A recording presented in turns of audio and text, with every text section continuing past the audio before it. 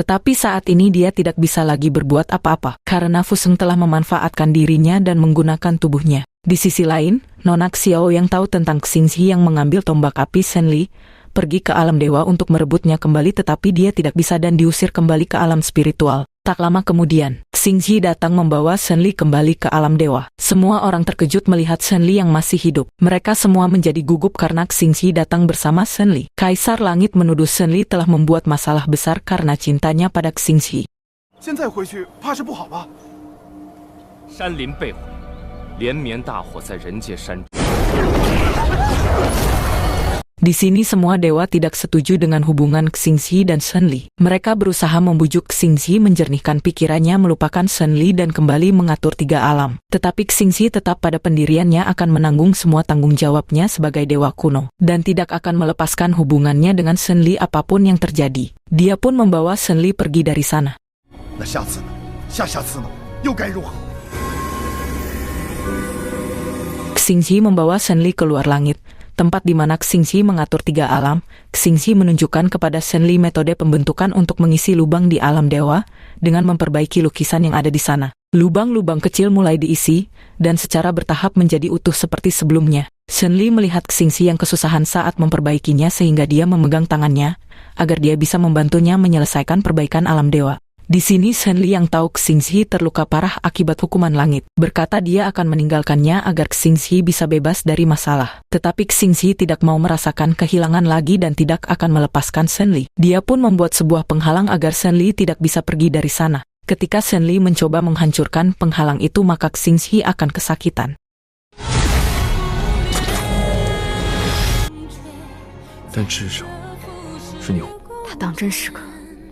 Akibat dari perbuatan Xingxi yang melawan hukum langit, batu meteor terus jatuh dari langit. Xingxi memberi Fu Rong sedikit kekuatan untuk membantunya. Sementara itu, ketua spiritual datang ke alam dewa karena telah mendapatkan berita tentang Shenli yang masih hidup.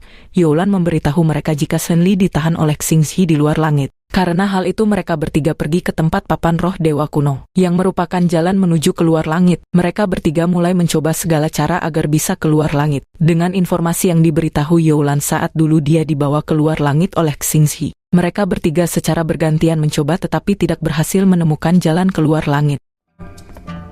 纵使神君形成。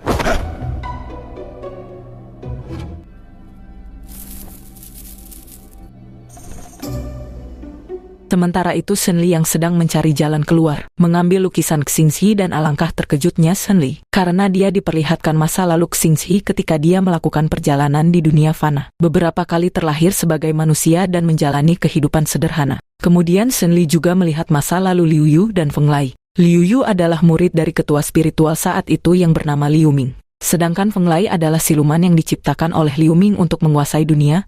Feng Lai merupakan siluman yang paling kuat yang disebut Liu Ming sebagai Raja Monster. Di sini Shenli belum tahu jika Liu Yu dan Feng Lai adalah orang tuanya.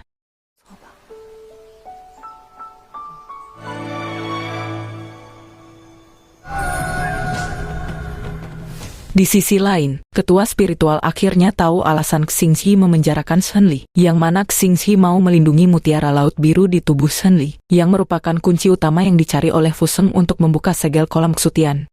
1000 tahun yang lalu, Xingxi mengalahkan Liu Ming dan menyegel semua monster ciptaannya di kolam kesutian. Segel terakhir yang dibutuhkan Xingxi adalah segel api, yang merupakan kekuatan Phoenix api. Saat itu satu-satunya siluman Phoenix api adalah Feng Lai. Terlihat Liu Yu meyakinkan Feng Lai agar dia mau berkorban demi perdamaian dunia.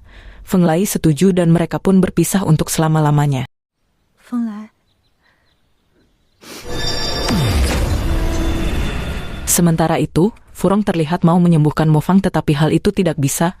Mo Fang memintanya segera pergi memberitahu alam dewa jika Fu Sheng akan membuka segel kolam kesutian. Terlihat ketika Fu Rong kembali ke alam dewa, dia membujuk Kaisar Langit agar dia dibiarkan ikut ke alam spiritual. Kaisar Langit sempat melarang tapi Fu Rong tetap akan pergi, yang membuat Kaisar Langit berpikir Fu Rong telah dewasa. Begitu pula Youlan yang senang melihat Fu Rong telah berubah. Kembali ke Shenli yang akhirnya mengetahui jika Liu Yu dan Feng Lai adalah orang tuanya. Saat itu ibunya meninggal saat melahirkannya. Inti mutiara Liu Yu diberikan kepada Shenli untuk menyembunyikan identitas Shenli sebagai siluman, dan menitipkan mutiara Phoenix milik Shenli kepada ketua spiritual. Liu Yu menamakan mutiara itu Laut Biru berharap anaknya bisa hidup bebas. Kemudian Youlan terlihat berhasil datang keluar langit. Dan saat itu pula Shen Li menyadari jalan keluar dari penghalang yang dipasang Xingxi. Sehingga dia pun berhasil keluar dan menuju ke alam spiritual. Xingxi melihat Shen Li yang melintas tetapi dia tidak terkejut sama sekali.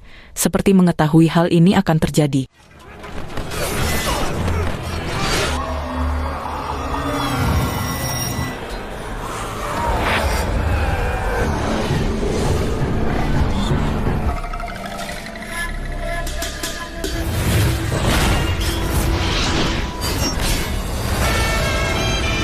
Setelah Shen Li sampai di kolam kesutian, tentu saja pertempuran besar pun terjadi.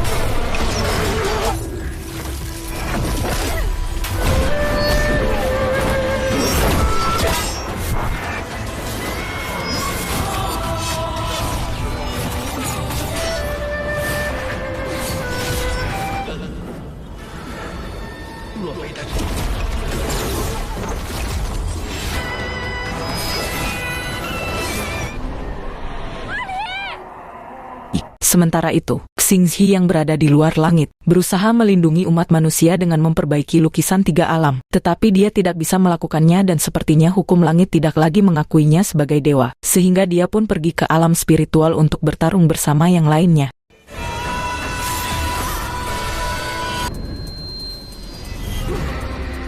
Sementara itu Fu Sheng berhasil membangkitkan Liu Ming. Dan rencananya selama ini telah selesai dan dia pun meninggalkan tubuh Mo Fang. Karena tubuh Mo Fang akan dipakai oleh Liu Ming. Mo Fang tidak mau tubuhnya dipakai lagi dan memohon agar Shen Li membunuhnya. Tapi Shen Li ragu-ragu akan kebaikan Mo Fang selama ini. Dan saat itu Mo Fang untungnya melindungi Shen Li dari roh monster. Dengan pedang di tangannya Mo Fang memilih mengakhiri hidupnya sendiri. Di ujung kematian Mo Fang mengatakan jika hal yang paling dia suka adalah ketika dia melihat rambut Shen Li dari belakang yang tertiup angin.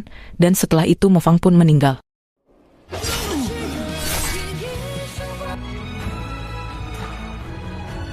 Liu Ming tidak kehabisan cara karena dia sangat membutuhkan Shen Li. Dia terlihat membangunkan Feng Lai yang dirantai dan menghasutnya. Jika orang yang membunuh Liu Yu adalah Xingxi dan saat ini berada di luar, tentu Feng Lai sangat marah dan meninggalkan pilar segel kolam kesutian. Dan setelah itu kita pun melihat pertarungan Xingxi melawan Feng Lai yang telah dikendalikan oleh Feng Lai.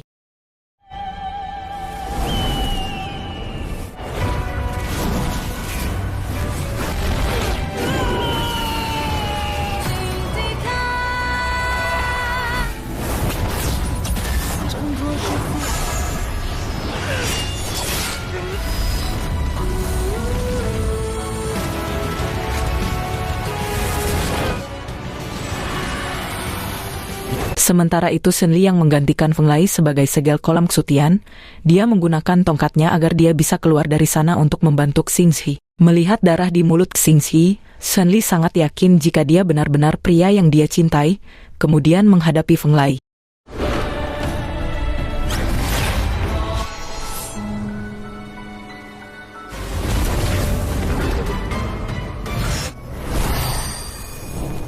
Xingxi membawa Shen Li masuk ke kolam kesutian dan meminta Shen Li untuk membuat pilihan. Pertama, dia menghancurkan kolam kesutian tapi alam spiritual akan hancur. Kedua, dia menggunakan segel api untuk menyegel kolam kesutian bersama langit di luar langit. Yang mana dengan cara ini, tidak akan ada masalah yang terjadi di alam spiritual, tetapi hal ini akan mengorbankan nyawa Shen Li. Shen Li tidak ragu untuk memilih yang kedua, mengorbankan dirinya demi perdamaian dunia. Mendengar itu Xingxi akan ikut mati bersama Shen Li setelah masalah ini. Xingxi kembali keluar langit dan mencoba menyatukan langit di luar langit dengan kolam kesutian.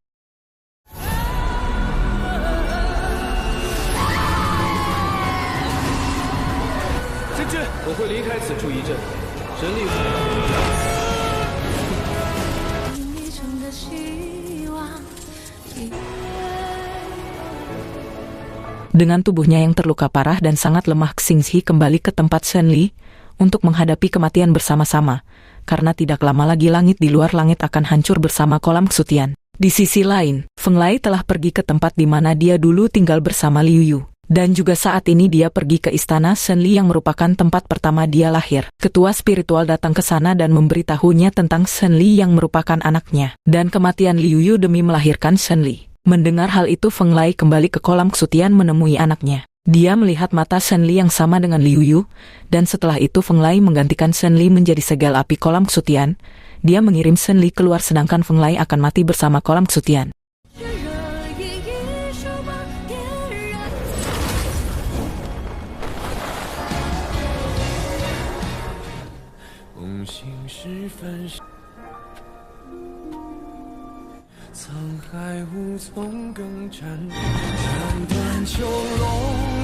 Setelah Shenli di luar, dia melihat Xingxi yang keluar dari kolam kesutian. Xingxi sudah sangat lemah. Kini monster dan siluman di kolam kesutian telah dihancurkan. Tidak ada lagi yang mengancam alam spiritual dan 3 alam. Setelah mengucapkan salam perpisahan, Xingxi pun meninggal di pelukan Shenli.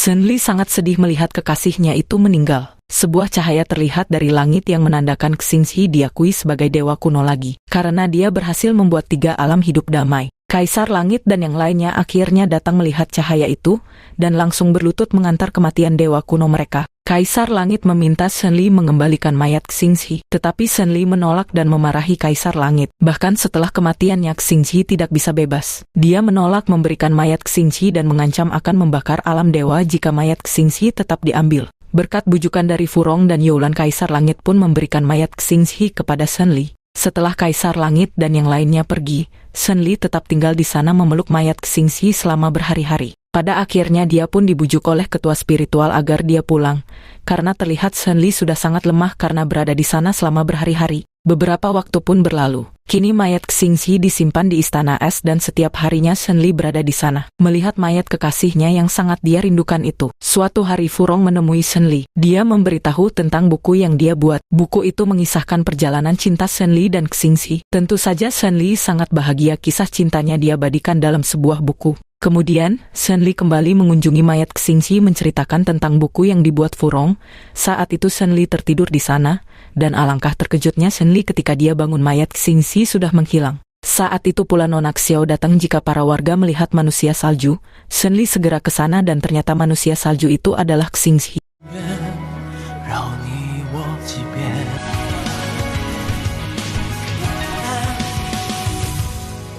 Setelah pulang ke istananya, Xingxi menceritakan mengapa dia bisa hidup kembali, yang dimana dia dibantu oleh para dewa kuno terdahulu. Dengan sisa-sisa kekuatan spiritual mereka menghidupkan kembali Xingxi, sehingga dia bisa melanjutkan kisah cintanya bersama Shenli. Beberapa hari kemudian, Xingxi dan Shenli mendapatkan undangan dari Nona Jin, yang akan menikah dengan manusia fana bernama Zichun. Tentu mereka berdua pun pergi ke pegunungan salju menghadiri pernikahan Nona Jin. Singkat cerita, setelah sampai di sana, Nona Jin curhat jika dia jatuh cinta Zichun karena bertemu di dunia fana. Pertama kali melihat Zichun, Nona Jin langsung jatuh cinta, sehingga Nona Jin membawanya ke pegunungan salju dan merawatnya dengan sangat baik. Tetapi Zichun ini sepertinya masih belum pernah memperlihatkan tanda-tanda jika dia mencintai Nona Jin. Xingxi berkata dia yakin Zichun mencintai Nona Jin, hanya saja Zichun tidak bisa mengungkapkannya. Oleh karena itu, mereka pun membuat rencana agar Zichun bisa menunjukkan rasa cintanya itu. Mereka pun memulai rencana, yang dimana Xingxi berpura-pura menjadi pria yang sudah lama mencintai Nona Jin. Dan sejak Xingxi datang ke sana, Nona Jin tidak pernah lagi menemui Zichun. Tentu hal itu membuat Zichun gelisah karena biasanya Nona Jin selalu mencarinya. Ketika Nona Jin memperkenalkan Xingxi, tentu Zichun merasa cemburu dan dengan raut wajah yang marah langsung pergi dari sana. Karena Xingxi mengaku jika dia sangat mencintai Nona Jin dan akan melamarnya. Keesokan harinya, rencana kedua dilakukan yang mana Xingxi dengan sengaja bermesraan agar Zichun melihatnya. Tentu Zichun marah kepada Xingxi karena mempermainkan hati Nona Jin. Namun ketika dia melihat Nona Jin ada di sana dan tidak mempermasalahkan Xingxi bersama Shenli, tentu Zichun menjadi marah kemudian pergi dari sana. Setelah Zichun pergi,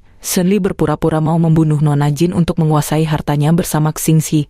Tapi hal itu diketahui oleh Zichun sehingga dia pun datang menyelamatkan Nona Jin. Ketika dia berhasil menyelamatkannya, Zichun menangis dan khawatir terjadi sesuatu kepada Nona Jin. Akhirnya Nona Jin pun menyadari jika Zichun memang mencintainya, sehingga mereka pun melangsungkan pernikahan. Sementara itu, Xingxi merasa iri dan berencana melangsungkan pernikahan bersama Shen Li. Shen Li tentu saja setuju, tapi dia meminta Xingxi melangsungkan pernikahan secepatnya. Jika tidak, dia tidak akan terlihat cantik dengan gaun pengantin karena perutnya membesar. Xingxi terkejut mendengar itu karena ternyata Shen Li sedang hamil. 起来，穿礼服就不好看了。 Drama Cina ini pun selesai. Kalian bisa nonton langsung drama ini di aplikasi WeTV agar kalian mendapatkan pengalaman menonton yang lebih baik. Jangan lupa subscribe channel ini dan berikan saran drama di kolom komentar. Saya Amara pamit undur diri. Selamat beraktivitas kembali.